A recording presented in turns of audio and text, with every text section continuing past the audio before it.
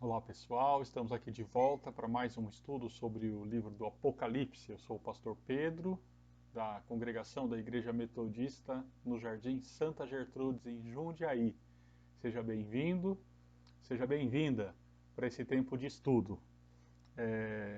Na semana passada nós estudamos um pouco aí sobre uma introdução às 7 cartas do Apocalipse, foram 2 vídeos, trabalhamos também inclusive as 2 primeiras igrejas, Éfeso e Esmirna. Se você não acompanhou, dá uma olhada no canal porque tá bem legal. E também os estudos introdutórios que a gente fez antes, né? Esse aqui é o 6º estudo já. Vale a pena conferir. Hoje então a gente tem essa tarefa de estudar 5 próximas igrejas, as igrejas de Pérgamo, Tiatira, Sardes, Filadélfia e Laodiceia. Aliás, a igreja em Pérgamo, a gente fez uma introdução a ela em um dos vídeos da semana passada, mas agora a gente retoma e nós vamos ao texto propriamente dito, tá legal? Bom, igreja em Pérgamo. Primeiro ponto importante a considerar quanto a Pérgamo, que era a capital da Ásia, da província da Ásia, tudo bem? Não à toa, então, no texto do Apocalipse, no versículo 13, vai dizer que conheço o lugar em que habitas, onde está o trono de Satanás. Então, há um trono em Pérgamo. Qual trono tem em Pérgamo? É o trono, né, do governante da província romana em Pérgamo, tudo bem? De Pérgamo. Então, a capital daquela região da Ásia, também o centro do culto ao imperador naquela região. Lá tinha então uma grande acrópole e o altar a Zeus, o templo Augusto e a Roma, desde 29 a.C., ou seja, no início do Império eles já tributaram a lealdade a Roma, lembrando que Pérgamo não foi a região da Ásia, não foi conquistada mediante batalhas por Roma, e sim mediante a diplomacia entre as elites da região com o Império Romano. Lá, então, em Pérgamo, no templo, sempre que a gente fala, não nos esqueçamos, falamos de templo, a gente, na nossa mente ocidental, a gente pensa em religião, e tem que pensar em religião, mas não pode esquecer que o templo a Augusto. Augusto é o que? É o imperador, o governante, então é religião junto com o Estado. Lá no templo de Augusto também aconteciam as reuniões da Assembleia, da província, da Ásia, o arquivo dos decretos da província e das cartas de Roma. Então, quer dizer, falar de templo é também falar naquele contexto de política. Não é indissociável a relação entre a religião e a política naquele tempo. Na semana passada a gente deu uma pitada sobre a relação entre religião e política no nosso contexto também. Bom, vejamos então na carta para a igreja em Pérgamo que ele começa falando, se apresentando como aquele que tem a espada de 2 gumes. Fala de espada de 2 gumes, a gente fica com medo, né? Mas lembre-se, onde que está a espada de 2 gumes? Isso foi apresentado no capítulo 1º, a espada de 2 gumes está saindo da boca. Isso vai ser reforçado no versículo 17, ou melhor, no versículo 16. Portanto, arrepende-te, senão venho a ti sem demora contra eles e pelejarei com a espada da minha boca. Então a palavra é a espada. A palavra é um instrumento com o qual se desmascara, se desvenda, não é? Se desmascara o que? A mentira com a qual se baseia as relações no império. Esse é o tema, então, que será tratado. Aqui o tema império fica mais forte porque ela até inclusive cita o trono. Agora, o que a gente tem de forte, logo no versículo de número 13? A gente tem forte aqui que trata-se de uma comunidade que teve um martírio. Então aqui aparece uma palavra que é, vocês, no versículo 13, né, Apocalipse 2:13, conheço o lugar em que habitas, onde está o trono de Satanás. Depois ele reforça no final do versículo onde Satanás habita, então ele está relacionando a presença do trono à presença de Satanás, tá legal? E que mais? A gente percebe aqui então que conservas, eu sei que vocês conservam o meu nome, que vocês não negaram a minha fé, ainda nos dias de Antipas, minha testemunha, meu fiel, o qual foi morto entre vós, onde Satanás habita. Então, quer dizer, tem a comunidade de Pérgamo teve um mártir. Por que eu uso a expressão mártir aqui? O termo testemunha em grego é mártir, tudo bem? Testemunha, martírios. Então, então o conceito, a ideia de testemunha, de testemunho, vai ser tão relacionada à ideia de morte, não é? Nos primeiros séculos, que a gente vai ganhar aqui, para o nosso contexto, a palavra mártir é aquele que morreu por uma causa, tudo bem? Então, sempre que você ler testemunha no Apocalipse, você precisa relacionar com o conceito, a ideia de martírio. Testemunhar também acaba sendo muitas vezes colocar-se em risco. No caso do Antipas, ele de fato morreu em Pérgamo por causa do testemunho. Lembrem-se, João está em Patmos por causa do quê? Do testemunho. Está lá no capítulo de número 1, tá certo? Jesus é apresentado no capítulo 1, versículo 5, Jesus Cristo, a fiel testemunha, tá certo? Então, sempre relacionando aí com esse conceito do martírio também, né? Enfim, com essa questão da ameaça. Bom, agora o que aconteceu com Pérgamo? Pérgamo, ela tinha esse testemunho, Jesus, né, que está se dirigindo aí para as comunidades, por intermédio de João, na carta, ele não nega o passado da comunidade. O que ocorre no versículo 14? Porém, alguns de vocês, eu tenho contra ti, lembrem-se que as cartas seguem esse padrão, o que ela tem contra eles? Alguns sustentam a doutrina de Balaão. Então, se você voltar lá no Antigo Testamento, você vai ver lá em Gênesis, não é? Capítulo... Lá em Gênesis, no começo de Gênesis, você vai ter aquela história curiosa do Balaão, que aqui ele vai descrever em síntese, né, o qual ensinava a Balaque a armar cilada mediante os filhos de Israel para comerem coisas sacrificadas aos ídolos e praticarem a prostituição. Então, que seria essa doutrina de Balaão? Vocês percebem dois termos fundamentais aí para a gente interpretar. Um termo é qual? Idolatria, comer carnes sacrificadas aos ídolos. Você percebe que isso então era algo relacionado ao culto ao imperador também naquele contexto, e a palavra prostituição também, prostituição, adultério, enfim, palavras relacionadas ao que? A idolatria. Ah, idolatria, então quer dizer que eles adoravam a imagem? Não, não é só isso. O problema da idolatria está relacionado, lembrem-se, quem era a pessoa exaltada como Deus?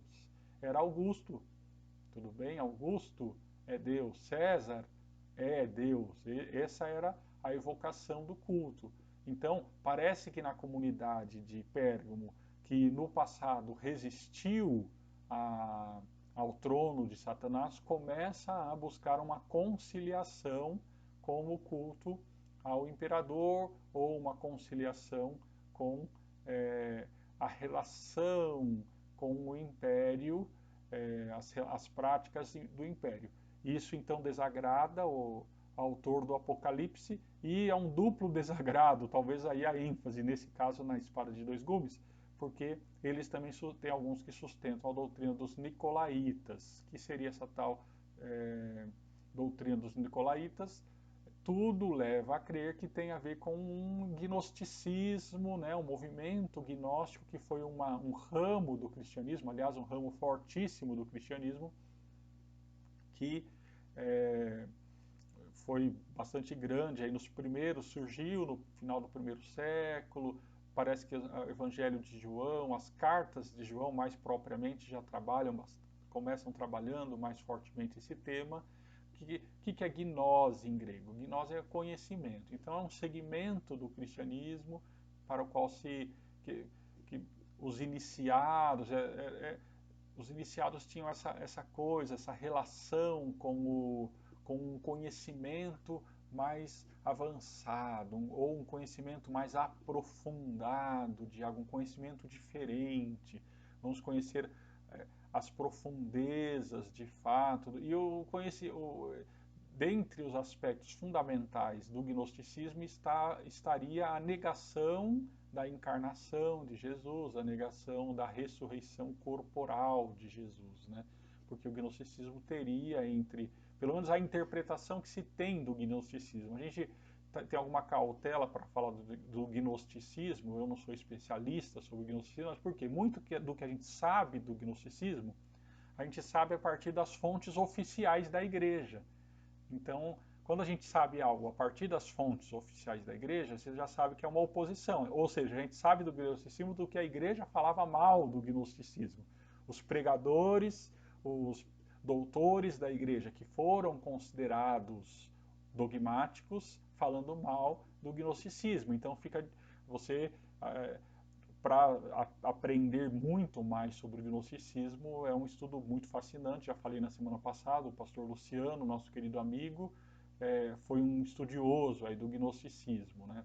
Então o gnosticismo ele tinha essa coisa do gnose significa conhecimento, não é um conhecimento misterioso, só para os iniciados, não é? E esse ponto fundamental que os pais da igreja criticam muito, que é a negação, a desvalorização do corpo, a desvalorização da matéria, em detrimento de um conhecimento. Então, o Apocalipse vai se posicionar contrário a isso também, tá certo? Contrário ao movimento, aos movimentos nascentes, poderíamos dizer, do gnosticismo, e ele é radical. Ó, arrepende-se, não venho contra ti sem demora, e vou contra eles e vou pelejar com a espada da minha boca. Quando ele fala pelejar com a espada da minha boca, nesse contexto, ele está dizendo o quê? Está falando justamente que a palavra que sai da boca dele vai revelar, vai destruir aquelas mentiras, tanto as mentiras do império quanto as mentiras do gnosticismo, tá legal? Bom, e daí a gente tem essa contraposição, esse tema do mistério, do conhecimento misterioso, vai se refletir na promessa para a igreja de Pérgamo. Né? Veja só a promessa no versículo 17. Quem tem ouvidos, ouça o que o Espírito diz às igrejas, ao vencedor darei o maná escondido. Então, em vez de você ficar comendo as carnes sacrificadas aos ídolos, não é? Ou participando do culto ao imperador, o alimento que você precisa é do maná.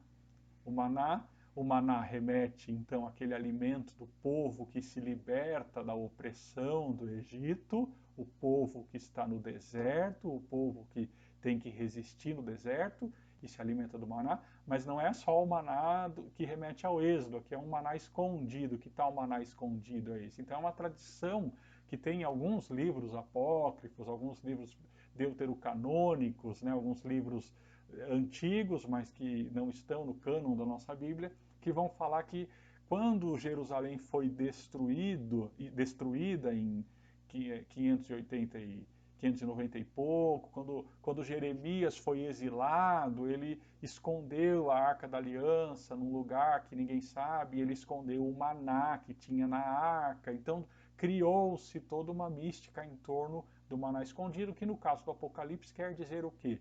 É participar da graça de Deus. O seu alimento, o que te alimenta, é a graça de Deus de modo mais profundo. Aqui a gente tem uma promessa que remete sempre ao final do livro, tá certo? E também uma tal pedrinha branca. Sobre essa pedrinha está escrito um nome novo, o qual ninguém conhece, senão aquele que o recebe. Aí então a gente tem, se no maná a gente tem uma referência ao alimento, uma contraposição ao culto ao imperador, na pedrinha a gente tem uma contraposição ao gnosticismo, com essa temática do mistério, ninguém conhece, exceto aquele que o recebe, remetendo bem possivelmente também ao novo nome que é dado lá no final do Apocalipse. Aqueles que participam da nova Jerusalém recebem um novo nome, não é? Então um novo nome que expressa a nova realidade. Nova Jerusalém a gente vai falar bastante mais para frente, beleza? Então Pérgamo, vemos essa contraposição mais uma vez à questão do império, e isso vai se acentuar em Tiatira, tá legal? Se você olhar no mapa é bem interessante, a gente entra, Patmos está numa ilha aqui, a gente entra no continente por Éfeso, passa por Esmirna, sobe para Pérgamo, começa a descer para Tiatira, depois Sardes, Filadélfia e terminando mais no interior em Laodiceia. Enfim, Tiatira. quais são características interessantes que a gente pode destacar. Tiatira é uma cidade que não tinha importância no contexto para Roma, não é uma cidade que é destacada sob diversos aspectos, não tem uma preponderância política, é uma cidade de artesãos, uma cidade de comerciantes, sem grandes preponderâncias. Mas, curiosamente, a carta é uma das maiores que tem, né? E Jesus se apresenta como aquele que tem uma chama, os olhos como chama de fogo. Então a gente vai ter uma ênfase aí no que ele está vendo. Ele está enxergando, parece que Tiatira escondia algumas coisas, mas ele está enxergando bem. O que ele está enxergando? Vamos ver? E os pés semelhante a bronze polido, a fortaleza, a força, não é? Que a gente já viu, lembre-se sempre, remetendo ao primeiro capítulo que a gente já estudou.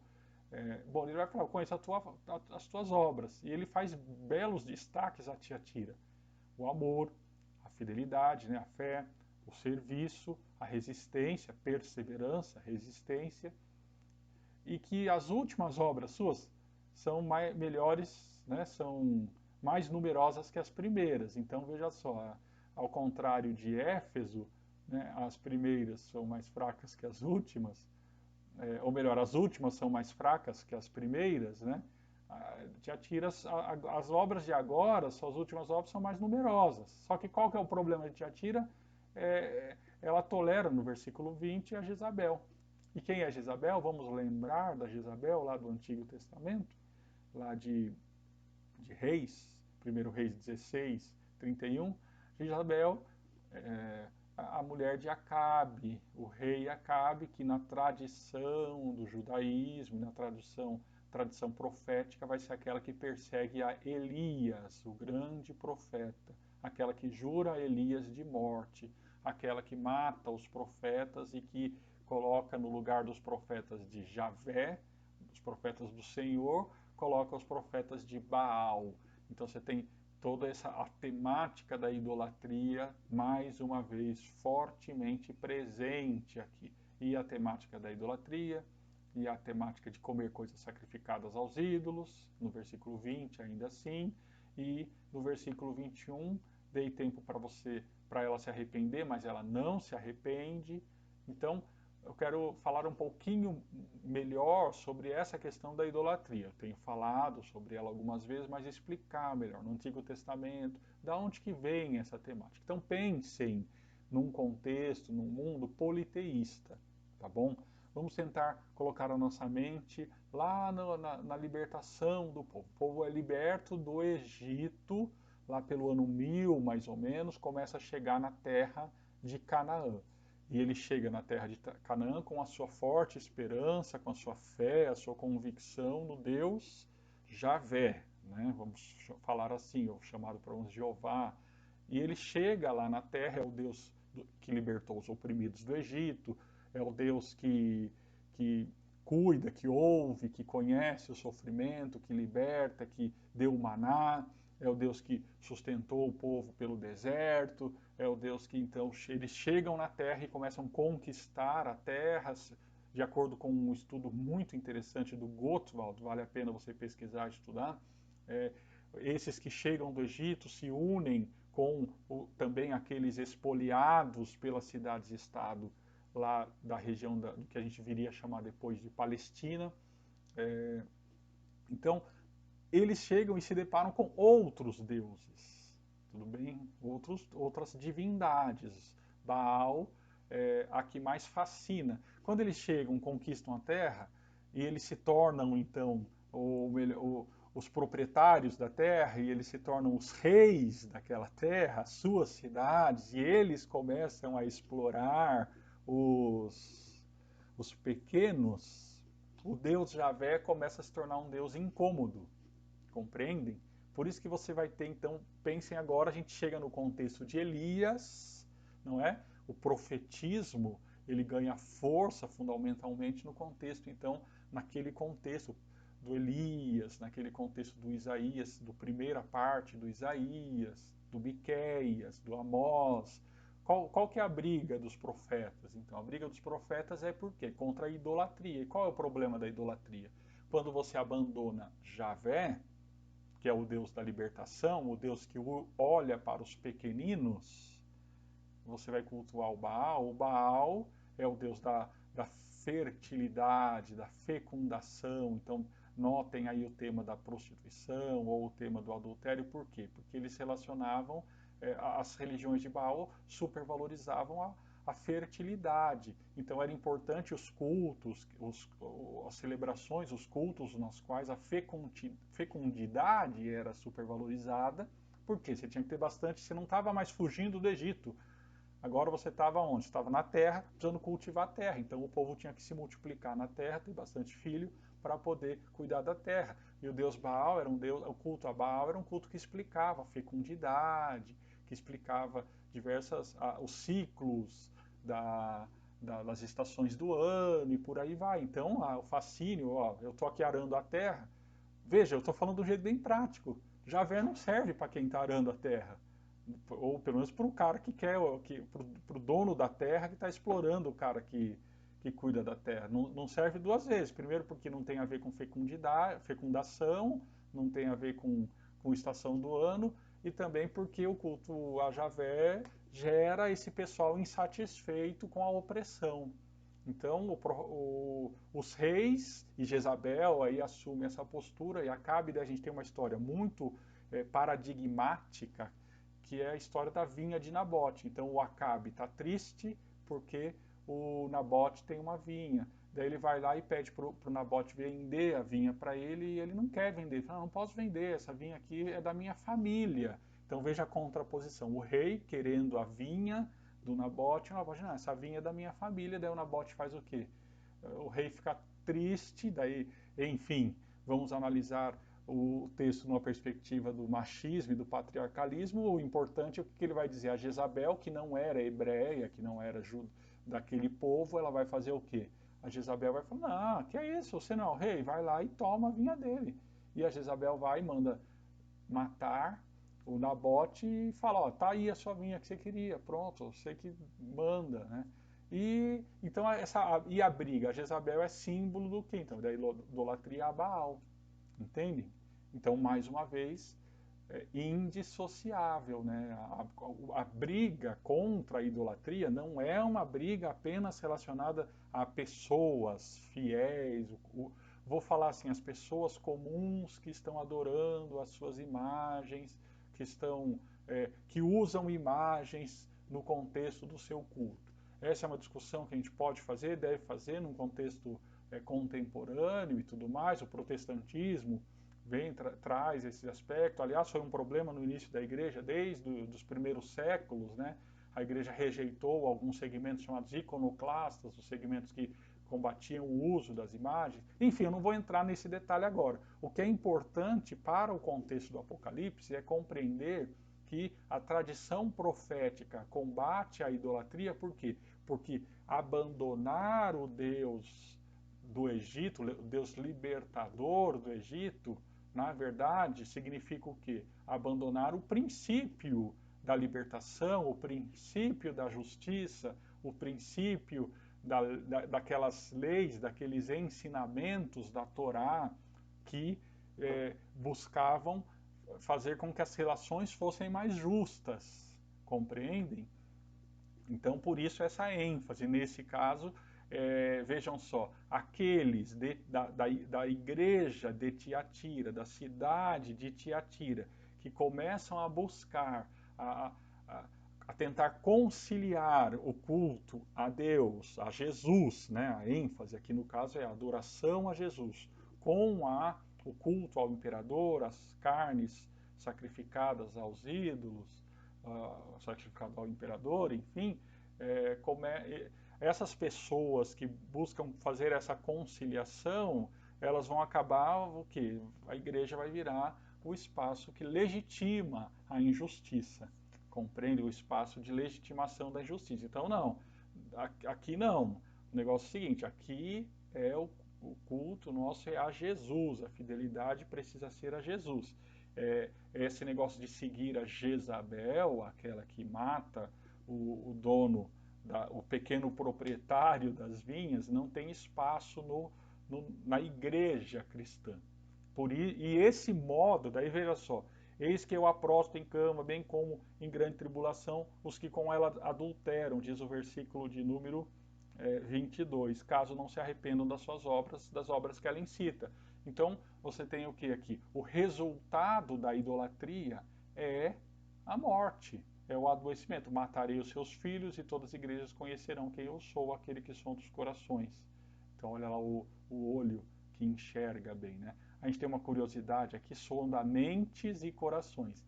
Em grego é sonda rins e corações. Rim, sentimentos. Coração, na antiguidade, pensamento. Tudo bem?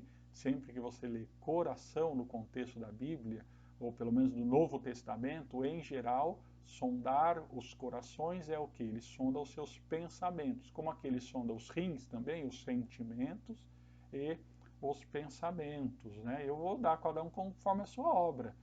Então, a justificação pelas obras, o Apocalipse tem uma temática interessante no que diz respeito a isso. A fé, a gente já falou sobre isso, significa não uma coisa abstrata que eu acredito, e sim fidelidade, um modo de ação, é confiar, mas é também agir, um modo de ser mediante a fé. Ora, obviamente, se você tem fé em Jesus, as suas obras refletem a sua fé. São obras de amor, são obras de diaconia, ou seja, serviço, correto? Agora, se você serve ao imperador, você também tem obras. No final do Apocalipse, veremos que no contexto do juízo, as pessoas são julgadas pelas obras delas. Então, o Apocalipse tem um discernimento doutrinário curioso. Você é salvo pela sua fé, ou seja, pela sua fidelidade, pela sua fé que se manifesta mediante o seu compromisso com Jesus. E você é condenado mediante as obras. Como assim mediante as obras? As obras são para comprovar o que as pessoas fizeram de ruim. Mas não é esse. Eu sempre gosto de lembrar, né? Essas obras, né? As obras, dentro desse contexto todo aqui, o que se objetiva no Apocalipse, o que eu fico tentando sempre trazer a gente para pensar, assim, gente, não está falando aqui de perseguir as pessoas, cuidado, boquinha o que fala, cuidado, mãozinha o que pega. Não é para aterrorizar as crianças, os adolescentes, entende? Mas para fixar princípios que vão conduzir a conduta. Muito menos do que na pregação ficar impondo ou falando, impondo inferno, né? Agora, o que acontece? O Apocalipse demonstra um senso de justiça bem interessante, porque no versículo 24 ele vai falar, olha, agora vocês que não estão debandando para esse lado, eu não vou colocar mais uma carga sobre vocês. Ele vai fazer também a tantos outros que não têm essa doutrina e que não conheceram, como eles dizem, as coisas profundas de Satanás. Então, mais uma vez, coisas profundas de Satanás, talvez ou ligada ao culto ao imperador, ou ainda, mais uma vez, ao gnosticismo. Então ele vai falar, olha, tem um grupo aí que está resistindo, permanece firme. Permanece firme porque ao vencedor, ao que guardar até o fim as minhas obras, eu lhe darei autoridade sobre as nações. Então a promessa para essa comunidade é curiosa, uma cidade, uma igreja que está numa cidade sem importância política, a promessa é qual? Vocês vão ter a autoridade sobre as nações. É sob a base da fé de vocês, sobre a base desse modo, dessa resistência, desse amor, dessa perseverança, é que estará, então, de fato, a grande autoridade sobre as ações. E daí ele vai citar um salmo muito caro à lógica messiânica, que é o Salmo 1, só que ele muda, né, um cetro, né, com cetro de ferro, que reduzirá aos pedaços, que regerá as nações e as reduzirá a pedaços como se fossem objetos de barro. Então, é bem forte esse conceito. Aqueles que se consideram poderosos, aqueles que têm poder, né, objetivo aos olhos do mundo, aqueles que se assentam em tronos e tudo mais, na verdade, aos olhos de Deus, eles são como um barro para ser despedaçado, não é? E o tema da estrela da manhã vai aparecer no versículo 28 para se referir de fato à esperança, né? Preservem a esperança. Bom, partindo para Sardes, tudo bem? Sardes, a gente é uma cidade com 100 mil habitantes, é a capital da região da Lídia, né? Então, lá na Ásia Menor, a região da Lídia, ele está passando pela Lídia e indo mais para a região da Frígia, onde estará lá a Odisseia, tá bom? Sardes era a capital daquela região da Lídia e o centro do culto ao imperador na região da Lídia, tá certo? Temos aí naquela cidade um templo a Augusto também. Então, a comunidade de Sardes, ele veja que interessante, ele vai falar o quê? Sardes era uma cidade muito forte, em decadência, e ele vai dizer assim, eu conheço as tuas obras, que tem nome, que vives e que está morto. Mas ele se apresenta, no versículo 1 do capítulo 3, como essas coisas, diz aquele que tem os 7 Espíritos de Deus e as 7 estrelas. Então, as 7 estrelas são os 7 pastores, não é? Ou os 7 líderes das igrejas, os 7 anjos, chamados de anjo da igreja. E os 7 Espíritos, a plenitude do Espírito de Deus. Para uma igreja que está morta, como ele vai falar, você tem nome de que vive, mas está morta, dizer que quem está falando com você é aquele que tem a plenitude do Espírito, significa o quê? Eu tenho poder, condições de te reavivar. Lembrem-se da profecia do Vale dos Ossos Secos. Eram ossos secos, mortos, de repente um Espírito sopra e eles voltam à vida. Compreendem? Então, para uma igreja que está abatida, uma igreja que está enfraquecida, a esperança é qual? A esperança resiste, porque quem está falando com vocês é aquele que pode dar vida para vocês. E o que está acontecendo? Ele vai falar no versículo 2, seja vigilante, consolida o resto que está para morrer, não é? Porque eu não tenho achado íntegras as suas obras na presença de Deus. Então vocês estão fazendo uma coisa que não é legal. Vamos pensar quais pistas a carta nos mostra. Lembra-te, pois, de como tens recebido, ouvido, guarda e arrepende. Se você não vigiar, eu vou vir como ladrão da noite, não conhecerá de modo algum a hora que eu virei contra ti. Olha que interessante, né? Ao mesmo tempo é 7 Espíritos de Deus que pode dar vida, mas também se você continuar nessa toada que você está, você vai sair perdendo, não é? Eu vou fazer uma coisa que vocês vão de fato consolidar a morte de vocês, né? São duas possibilidades de vinda de Jesus, né? Uma possibilidade para avivar, a outra possibilidade é para demonstrar para eles os motivos pelos quais eles estão morrendo, não é? E daí ele vai dizer o quê? Tens, contudo, algumas poucas pessoas que não contaminaram as suas vestiduras. Qual está sendo o problema, então, da comunidade em Sardes? Algumas. Se tem algumas poucas pessoas que não contaminaram as vestiduras, significa que tem uma galera que contaminou as vestiduras, tudo bem? Tem uma galera, e ele fala, ó, quem não contaminou as vestiduras, a chave para a interpretação dessa igreja está nesse versículo, quem não contaminou as vestiduras vai andar de branco comigo, porque são dignas. Ora, se pela lógica inversa, quem contaminou as vestes não é digno. Então você está com um problema ligado à contaminação das vestes, tudo bem? Uma comunidade fraca, num lugar que é o centro do culto ao imperador, o templo de Augusto, o pessoal se contaminando as vestes.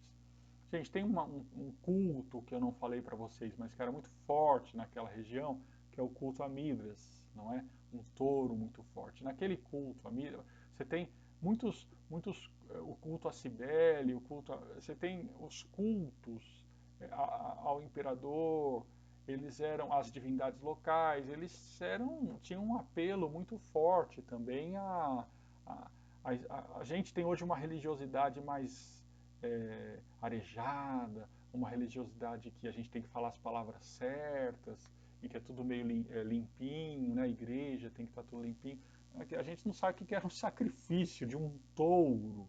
E você consegue imaginar isso? Um touro sendo sacrificado e o sacerdote se lavando no sangue daquele touro, simbolizando que ele também está sendo sacrificado. Então, são temas correntes naquele tempo, naquele contexto.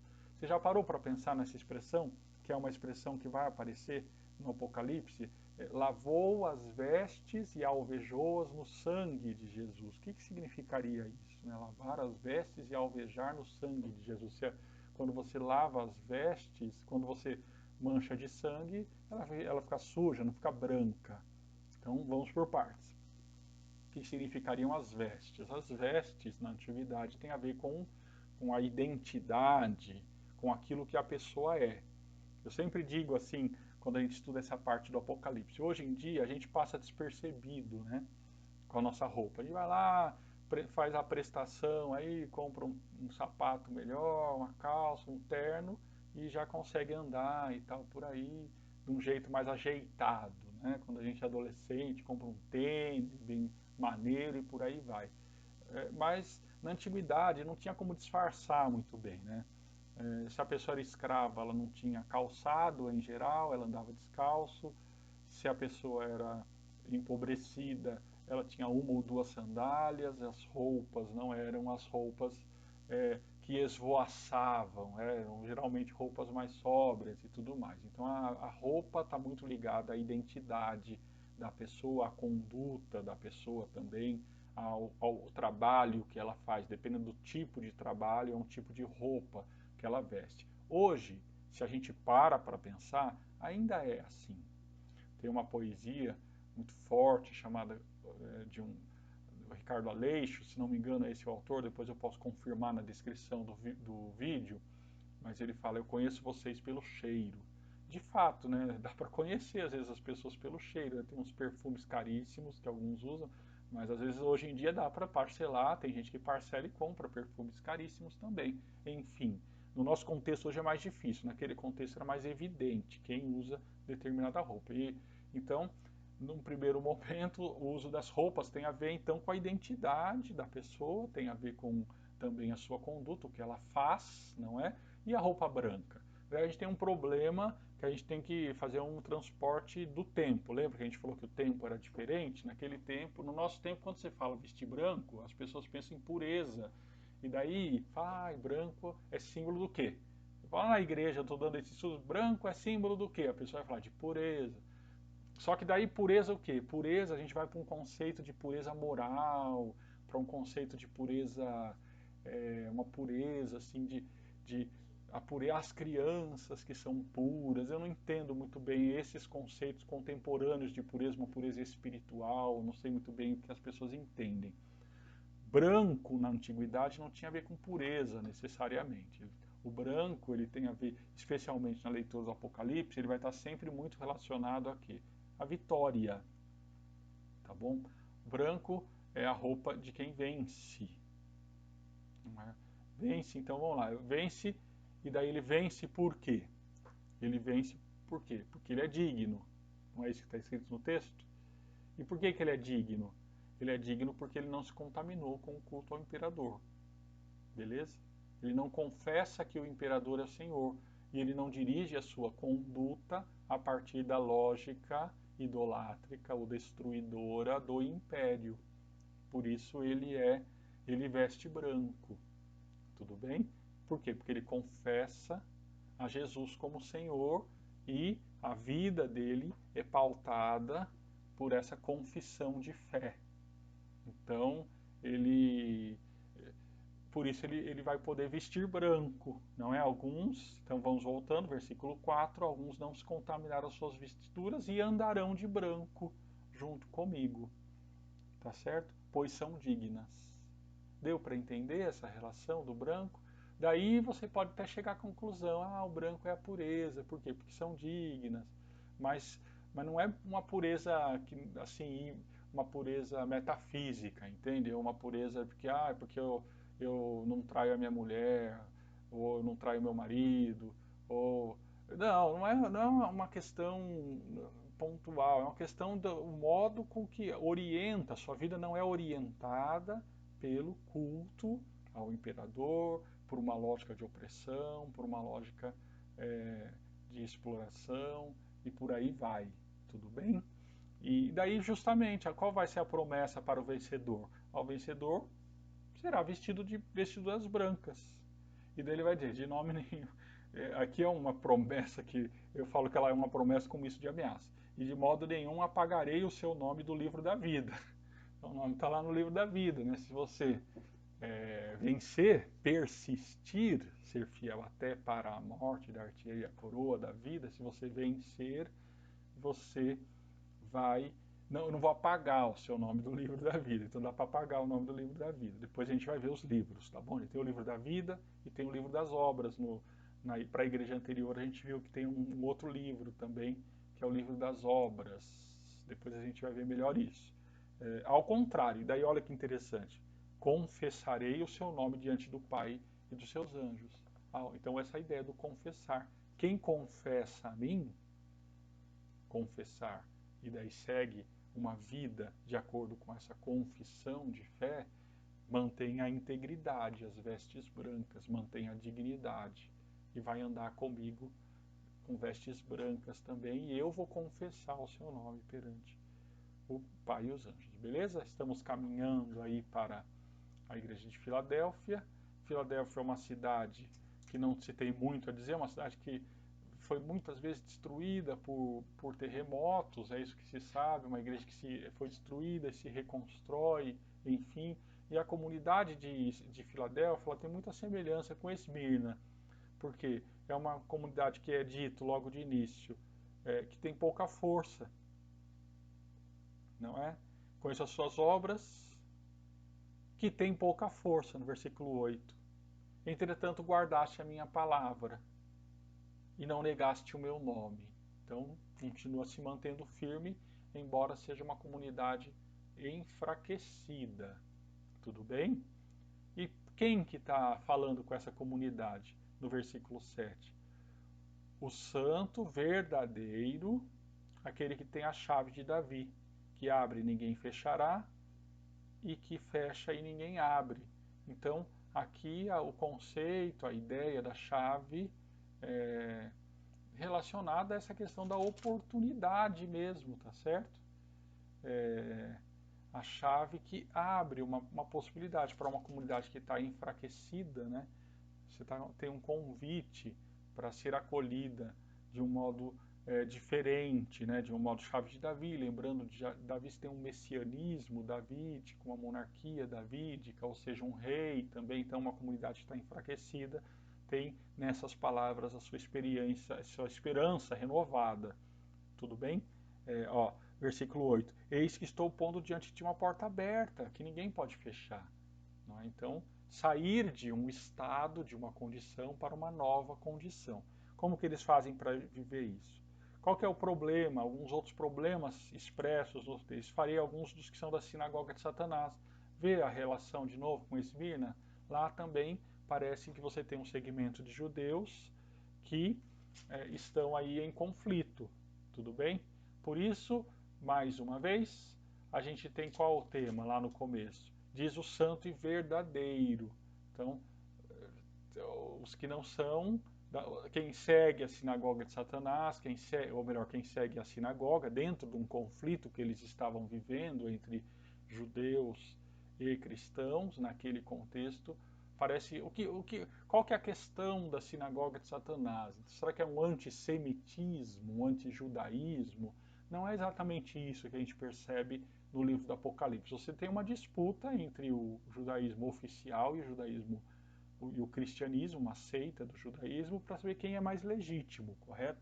E daí o argumento, quando o Apocalipse liga a sinagoga a Satanás, o que ele está dizendo? Ele vai dizer que, mais para frente, que a besta age mediante a força de Satanás, a força do caos, a força da morte. Então, Satanás, no livro do Apocalipse, está muito relacionado às forças do império, às forças imperiais. Entende? A espiritualidade, o espírito que dá a vida, o que dá força para o império, de onde veio. Então, nesse contexto, a sinagoga de Satã não é um antissemitismo, é um anti-imperialismo, compreendem? É uma, vocês são judeus que estão em conchavo com o império. Esse é o contexto da crítica que é feita nessas duas comunidades, Esmirna e Filadélfia, tá certo?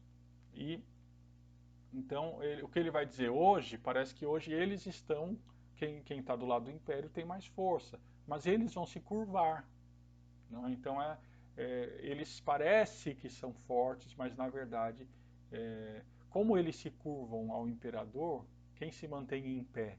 Esse tema do manter-se em pé é interessante. Se eles adoram, eles são judeus, mas eles se curvam ao imperador, quem vai se manter em pé? Vocês estão em pé, então eles estão ajoelhados perante vocês também. É muito forte curiosa essa relação que ele faz.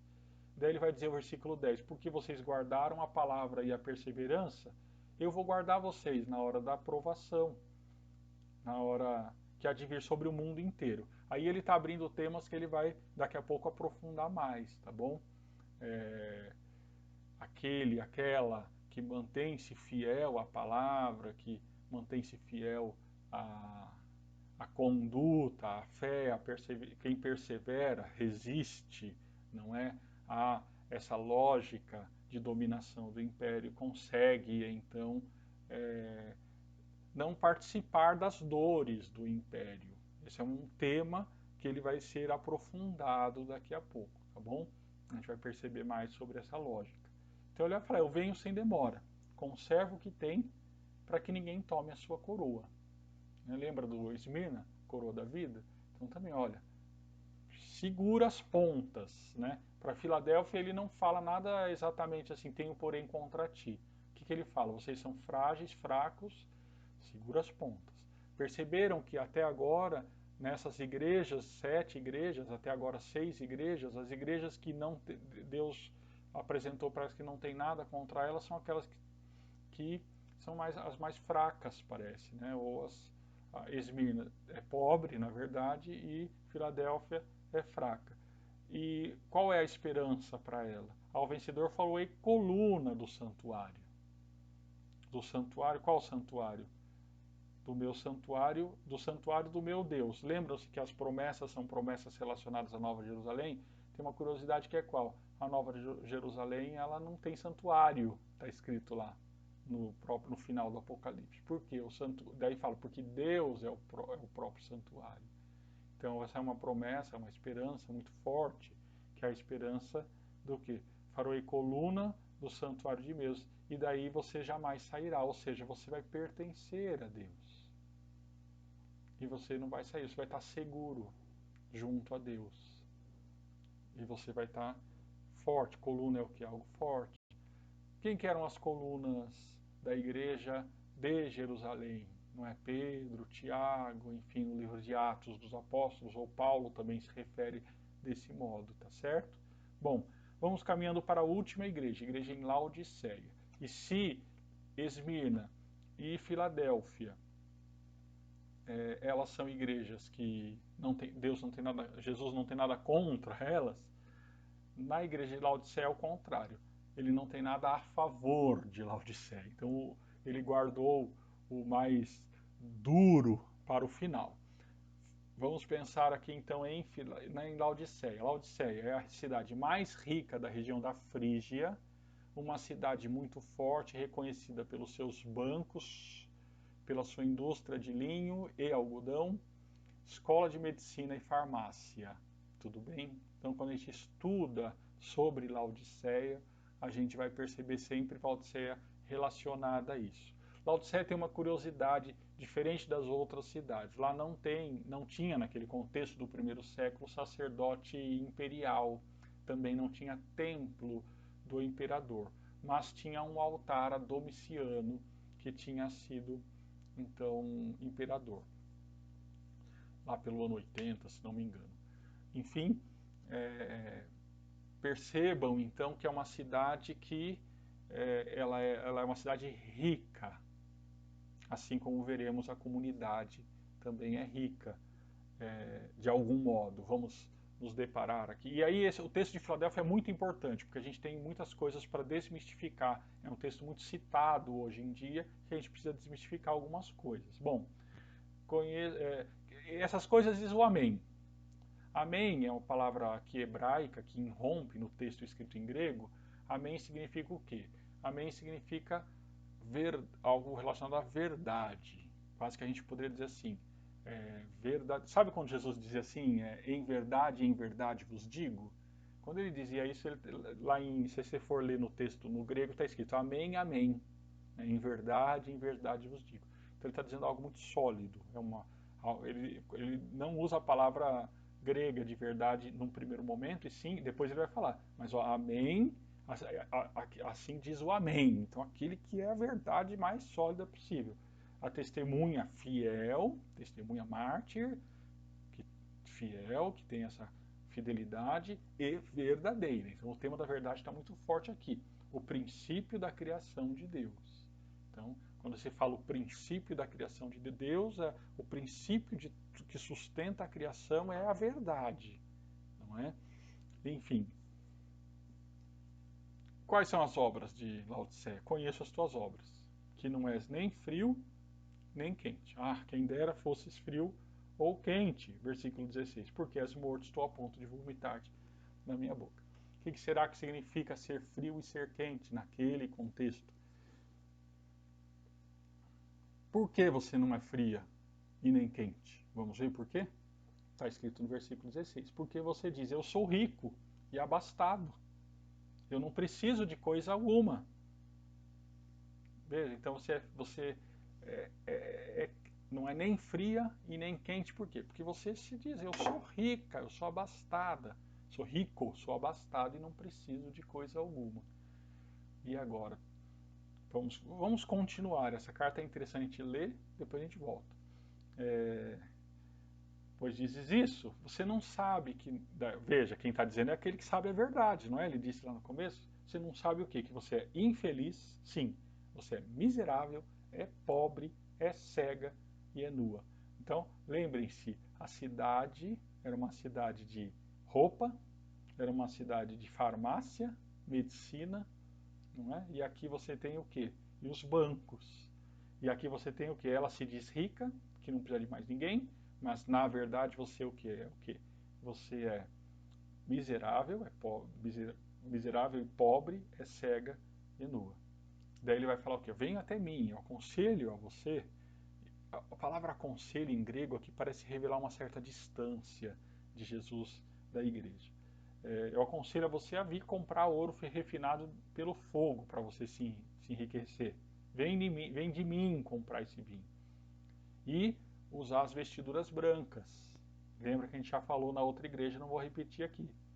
Para que não seja manifesta a sua vergonha e a sua nudez. E colírio para você ungir o seu olho. Lembra da farmácia, cidade forte, conhecida aí pela farmácia também, né? Comércio da questão farmacêutica desde aquela época, né?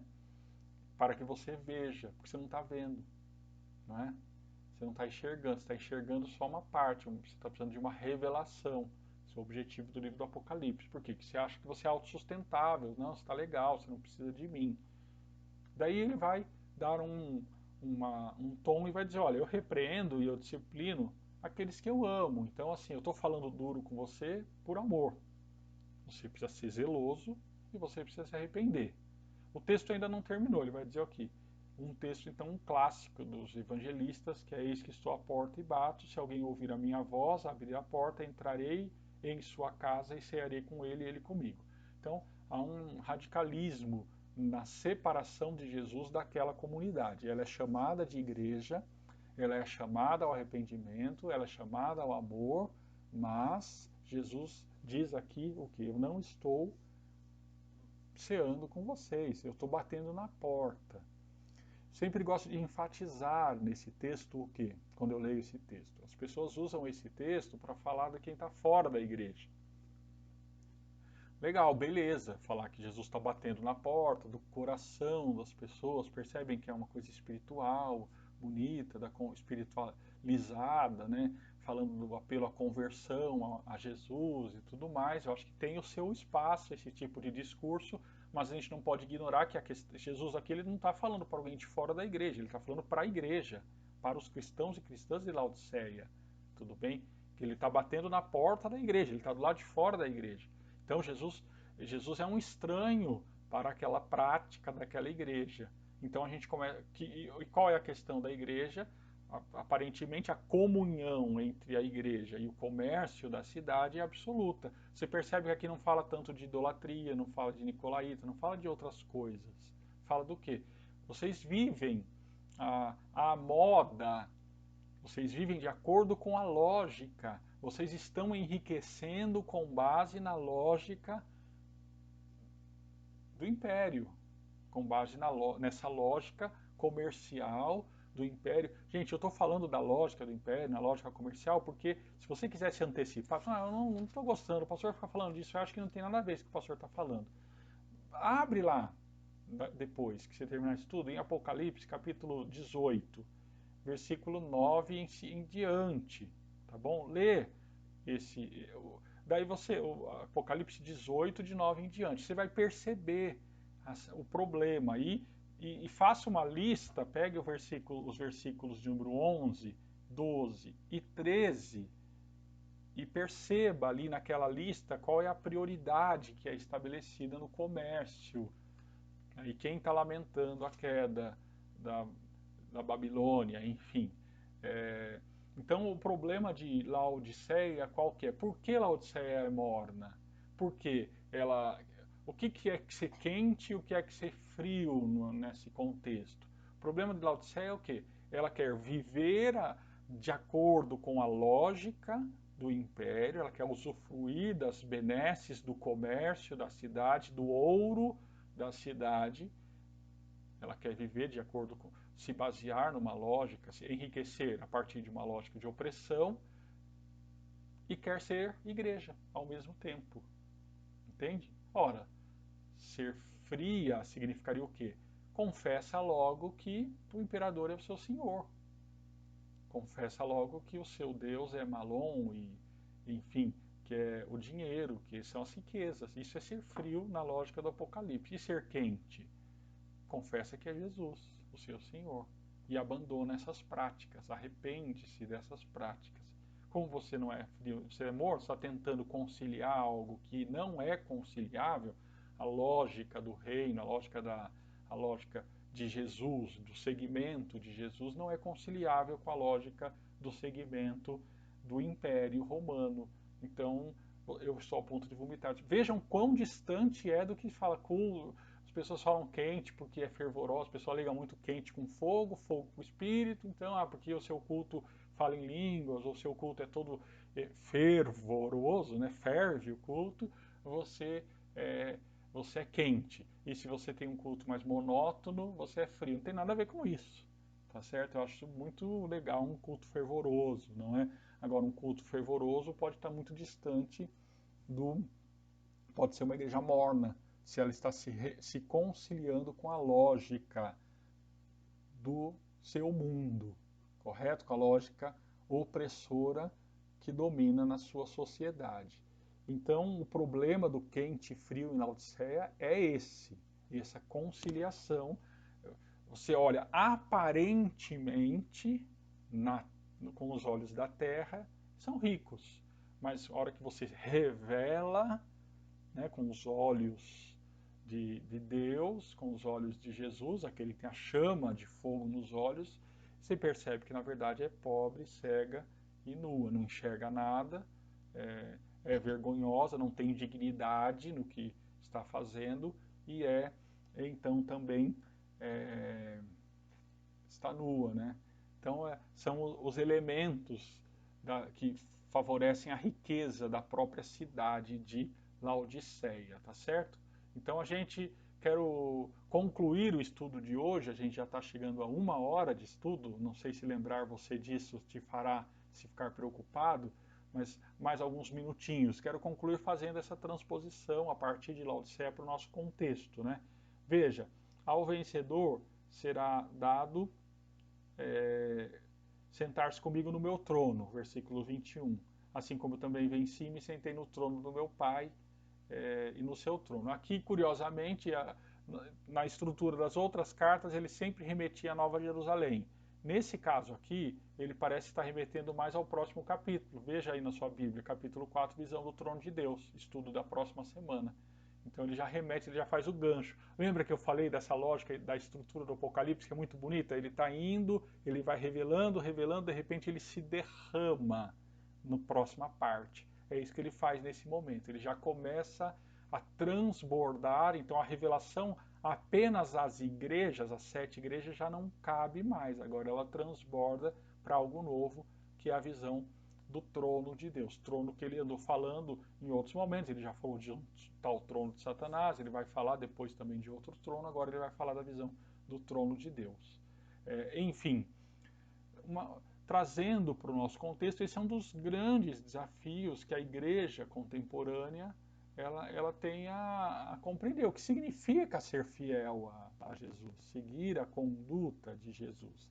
Então, parece que cada igreja, você tem muitos segmentos que vão ter uma leitura, uma visão diferente sobre o que significa fidelidade, o que significa ter fé, né, em Jesus. A lógica do Apocalipse, o que significaria, então, na lógica do Apocalipse, essa fidelidade a Jesus. Esse é um dos nossos desafios para o nosso estudo, não é? O que a gente percebe, perpassando todas as igrejas do Apocalipse, é o que? Ser fiel a Jesus significa não entrar na lógica, não participar da lógica, lá naquele contexto, na lógica do Império Romano, e o que significa essa lógica no nosso contexto de hoje, né? Então a igreja, a gente vive hoje, muitas vezes, num contexto de igreja que ela gosta muito de se conciliar com os poderosos, não é? Se conciliar com os todo-poderosos, seja no campo político, agora as igrejas cada vez mais, né, se a gente for estudar um pouco a igreja majoritária no Brasil, sempre foi a igreja católica, e a igreja católica, no contexto do Império, ela estava unida ao Estado, depois que terminou o Império no contexto brasileiro agora, né, ela teve momentos de afastamento e aproximação, afastamento, aproximação. A gente viveu nos últimos tempos sempre que as igrejas, e a igreja protestante, evangélica, sempre marginal, as igrejas protestantes históricas, no geral, se mantinham mais afastadas do campo político. Ultimamente, as igrejas pentecostais começaram a assumir mais, ou as igrejas neopentecostais ainda mais, assumindo preponderância no contexto político, ao ponto da gente ter, então, uma bancada no Congresso, que é a bancada da Bíblia, não é? Ou seja, o segmento forte evangélico unido ao segmento católico, e daí surge a tal da bancada do BBB, que é a bancada da Bíblia, da bala e do boi, unidas em grande medida em torno de temas conservadores, não é? Então, esse é um modo de se compreender o seguir a Jesus no nosso contexto. Você segue a Jesus como? Você defende. O que é seguir a vida? O que é defender a vida? É ir contra o aborto, é ir contra a esquerda, muitas vezes se fala isso, né? As pautas da esquerda, e vai se radicalizando algumas temas. É ser a favor da liberdade, de ir e vir, mas é ser, ora, você seguir a Jesus, é você ser contra segmentos LGBTs. Isso eu estou falando do quê? De uma conciliação, de um jeito que os segmentos religiosos têm encontrado para ascender ao poder, tudo bem? Então, o meu estudo na minha dissertação de mestrado, eu falei sobre a questão de gênero, como se deu aqui na cidade de Jundiaí. Se você quiser estudar um pouquinho mais como que esse tema da questão da ideologia de gênero acabou se tornando uma bandeira dos segmentos conservadores e uma segmentos conservadores da sociedade, né? E instrumentizado pelas religiões para galgar espaços no contexto político, no poder político, né? Só que quando a gente fala de poder na nossa sociedade, a gente tem uma mania, isso a gente vai sendo aprendido, isso é terrível, que é o quê? A gente fala de poder, a gente pensa em política, mas na verdade, em grande medida, quem gere o poder na nossa sociedade é o capital, entende? Ou seja, é quem tem dinheiro. E muitas vezes quem tem dinheiro é quem dirige também o contexto político, entendem? Então, o que significa no contexto em que a gente está, a gente não se deixar levar pela lógica do dinheiro a todo custo com base na opressão das pessoas, entendem? Esse é um ponto que o Apocalipse, se a gente quer seguir a Jesus na lógica apocalíptica, a gente tem que ser crítico. Então, a lógica que coloca o comércio, né, o ouro, o linho, o comércio aqui do caso da medicina, né, acima da lógica do que? Da justiça, da lógica do amor, da lógica da diaconia, do serviço, na lógica da solidariedade, quando a gente fala amor, né, amor é muito relacionado à solidariedade também, não é? A fraternidade, enfim, ao respeito às pessoas e por aí vai, né? Então a igreja, um dos nossos desafios enquanto igreja nos nossos tempos é ressignificar a nossa identidade. Isso significa se afastar do campo político? Temos que ter cuidado. Ou demonizar o campo político? Ora, a nossa sociedade é diferente da sociedade do contexto do Império Romano, sob diversos aspectos, não é? Então a gente vive numa sociedade em que se busca construir uma democracia. Então, o poder político ele é estabelecido mediante as forças da sociedade. Então eu não acredito que não é demonizando a política nem se afastando do contexto político, mas é sim impregnando o contexto político de uma lógica diferente, que não a lógica da opressão, que não a lógica da discriminação, que não a lógica da injustiça ou que não a lógica do comércio. Eu vou falar isso assim, a lógica da economia a todo custo.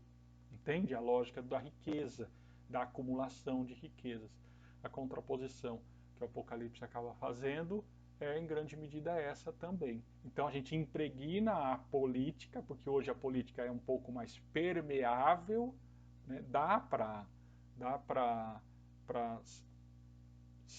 ela está aberta para novas possibilidades, né? Porque se você tira a possibilidade da política, não, vamos demonizar a política, não tem nada a ver com a gente acaba entregando uma parcela do poder da sociedade para quem vai fazer o que quiser sempre, compreendem?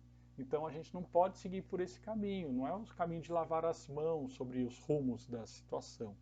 E quando a gente fala da lógica do comércio, a lógica da economia, como que a gente faz? Então, eu não posso ser comerciante? Gente, quando eu estou falando de lógica do comércio, eu não estou falando da lógica do microempreendedor, do dono da banca de jornal, do dono da loja de sapato, entende? A gente tem que compreender, a gente foi, é, a gente foi seduzido por um fetiche do dinheiro. Uma vez, esses dias, eu falei sobre isso numa das minhas páginas, eu comentei sobre isso. A gente está num contexto terrível de uma pandemia e não se cogita no Congresso, por exemplo, a taxação das grandes fortunas. Daí eu falo taxação das fortunas, o aposentado que ganha 3, 4, 5 salário mínimo vai falar, não, esse pastor aí tá falando, é comunista, porque está falando que tem que dividir. Gente, eu estou falando de taxação de fortuna. Se você não tem 1 bilhão na sua conta, eu não estou falando de você, entende? Se você não tem 500 milhões de herança para receber, não é isso, eu estou falando fortuna, entende? Só que a gente criou-se uma casca de superproteção de quem é rico, entende? E quem faz uma das defesas mais preponderantes de quem é rico é quem não é rico, é a própria classe média. Por quê? Porque a classe média, por vezes, ela sonha em galgar, ela tem uma ilusão de que eu vou conseguir ter uma fortuna um dia. Ou grande parte da classe média pode viver sob essa ilusão. Então, é uma lógica bastante. Porque com o meu esforço eu vou conseguir algo. É uma lógica que acaba sendo mais de opressão ainda. Entende? Essa lógica de que é mediante o esforço pessoal, que é claro que todo mundo tem que se esforçar. Se a gente não se esforçar, eu estou aqui agora, tarde da noite, gravando esse vídeo para vocês. Estou me esforçando para tentar trabalhar com algo de bom, de novo, para todos. O esforço, ninguém tira o valor do esforço, né? De cada um, de cada uma. Mas é muito diferente você dizer que com o esforço de cada um e de cada um você vai conseguir. E daí com isso você vai passar a defender o dono das fortunas. Não, esse era o momento que a gente está vivendo mais propício para isso, mais necessário para isso. Agora, a gente acaba vivendo então numa lógica de defender aquele que acumula, muito ao contrário do que Jesus fez com o homem rico. Dá uma lida lá no Evangelho de Marcos depois. Então veja só, o chamado do Apocalipse é para a gente reformular a nossa identidade, né? Qual a nossa identidade quanto igreja? A gente vai ficar fechado dentro do templo, né? E agora que a gente não tem mais o templo, a gente vai ficar perdido com a nossa relação com Deus, porque a gente não tem mais o templo? Ou a gente vai fazer só o nosso culto entre nós, a nossa panelinha, sem levar em conta? Entendem? Será que é para isso que Deus chamou a gente? Para a gente ficar fechado entre a gente? São esses temas que o Apocalipse nos convida a refletirmos, tá bom? Aguardo aí as suas contribuições para essa temática, não é o fim do estudo, muito ao contrário, a gente está chegando no capítulo 4, semana que vem a gente vai trabalhar o 4 e depois a gente vai para a visão do livro todo selado, que vai ser muito gostoso e muito agradável. Manda suas contribuições, suas dúvidas, seus questionamentos, para que a gente possa assim também aprimorar o nosso estudo. Desejo uma boa continuidade aí para quem está assistindo de noite. Que Deus te abençoe e um abração para todo mundo. Até a próxima terça-feira. Tchau, tchau.